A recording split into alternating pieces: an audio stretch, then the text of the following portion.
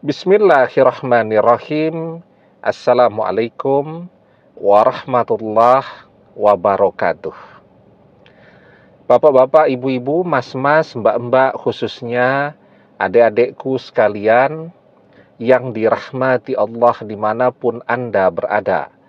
Kembali di IIP Channel bersama saya, IIP Wijayanto. Kali ini kita akan membahas tema lebih baik patah hati daripada meneruskan mencintai seseorang yang kamu melihat 3 tanda-tanda ini pada postingannya. Jadi ketika kita mencintai seseorang, tentu kita berharap orang yang kita cintai ini akan membuat kita menjadi lebih baik, membuat pekerjaan karir kita menjadi semakin cemerlang, membuat kita menjadi semakin bahagia. Kalau kita bahagia, kita tambah sehat, tambah bugar, dan seterusnya. Nah, tetapi kan ada orang yang nekat untuk mencintai, tetapi realitanya setelah itu hidupnya hancur berantakan, jadi bangkrut, jadi stres yang berdampak pula kepada tubuhnya, jadi sakit-sakitan. Jadi ketika kita melihat postingan-postingan orang yang kita cintai, ada 3 jenis postingan ya, yang kalau itu dia tunjukkan, lebih baik kita hindari sebelum terlanjur kita mencintai habis-habisan. Artinya kalau kita mencintai habis-habisan itu ya kita mencintai dengan seluruh hati kita, dengan seluruh pengorbanan yang bisa kita berikan, ya habis-habisan itu termasuk sampai tabungan kita habis dan seterusnya. Nah, jadi kalau dia menunjukkan 3 tanda ini, lebih baik patah hati, lebih baik berhenti, daripada kita nekat melanjutkan untuk kemudian hidup kita jadi hancur berantakan.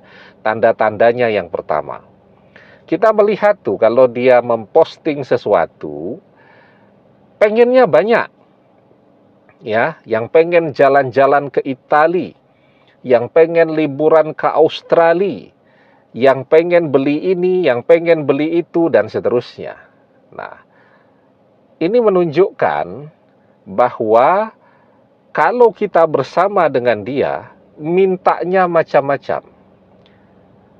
Iya, kalau kita bisa menuruti.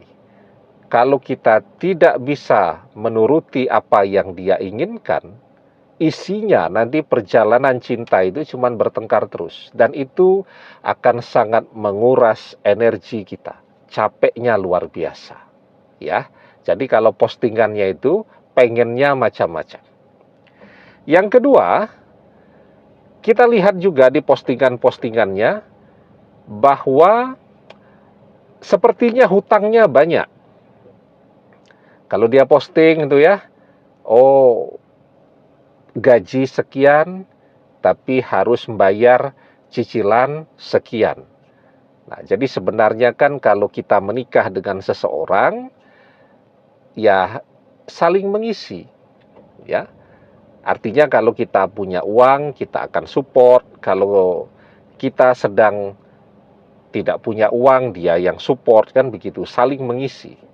Nah, tapi kalau menikah dengan seseorang yang cicilannya di mana-mana, rasa-rasanya juga akan sangat melelahkan tuh. Karena ketika orang menikah itu kan tidak cuman membantu untuk membayari hutang ya. Orang pengen bisa punya rumah walaupun masih kecil-kecilan ya. Bisa punya kendaraan masing-masing sehingga bisa produktif ke tempat kerjanya. Nanti kemudian punya anak dan seterusnya. Lah kalau kemudian belum sudah harus membayar cicilan hutangnya, belum sampai ke pernikahan, apalagi pesta pernikahan. Tadi kan yang pertama, pengennya macam-macam, mintanya yang serba mahal, tapi tabungan kita terlanjur habis duluan. Jadi belum sampai menikah, tabungan sudah habis, gagal juga nanti ujung-ujungnya. Nah itu yang kedua tuh. Kalau kita melihat sepertinya orang ini hutangnya banyak. Kemudian yang ketiga, Ketika kita melihat postingan-postingannya itu isinya keluhan terus, ya. Kan orang seharusnya kalau dia punya pekerjaan, apa yang harus dia lakukan? Bersyukur. Lebih baik kita tuh capek karena kerja daripada capek karena menganggur, ya.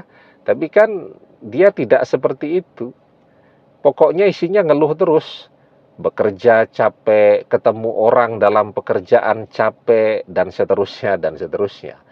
Nah, jadi ketika ada tanda ini ya, mengeluh terus, nanti juga di dalam perjalanannya, yang ada cuman mendengarkan keluhan terus. Padahal tadi harus saling mengisi antara satu dan lainnya. Kalau dia curhat terus kita nanti mau curhat kepada siapa, kan begitu. Nah, dan orang yang mengeluh terus di dalam hidupnya, ya hidupnya tidak akan pernah bahagia, malah akan tambah susah terus. Karena keluhan-keluhannya itulah yang menjadi sumber bagi azab dunia untuk dirinya. Maka di dalam Surat Ibrahim ayat yang ke-7 kita diajarkan la'in syakartum la'azidannakum wa la'in kafartum inna azabil lasyadid. Allah Subhanahu wa taala mengajarkan kepada kita, jika kalian pandai bersyukur dengan nikmatku, maka akan aku tambahkan nikmatku untuk kalian. Tetapi jika kalian tidak pandai bersyukur, maka sesungguhnya azabku sangat pedih. Demikian, semoga bermanfaat. Wallahu a'lam bissawab, billahi taufik wal hidayah. Assalamualaikum warahmatullahi wabarakatuh.